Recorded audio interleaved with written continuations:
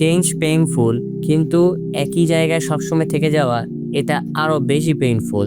দি chores two B dislike, এই বইয়ের গুরুত্বপূর্ণ 10টি শিক্ষা নিয়ে আমি আজ কথা বলবো। 1. সবাইকে খুশি করা সম্ভব নয়। আপনি যতই ভালো হন না কেন, কেউ না কেউ আপনাকে অপছন্দ করবেই, তাতে আপনার কিচ্ছু যায় আসে না। 2.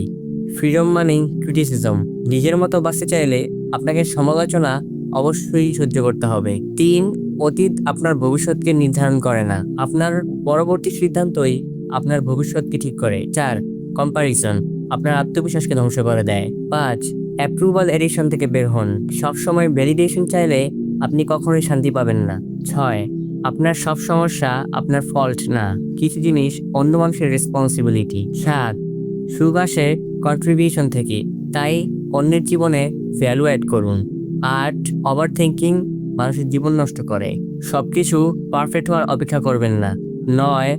বর্তমান জীবন আসল জীবন, গতকাল যা চলে গেছে তা চলে গেছে, আগামীকাল অনিশ্চিত, কিন্তু আজই হচ্ছে আসল জীবন।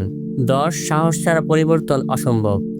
চেঞ্জ পেইনফুল, কিন্তু একই জায়গায় সবসময় থেকে যাওয়া এটা আরো বেশি পেইনফুল।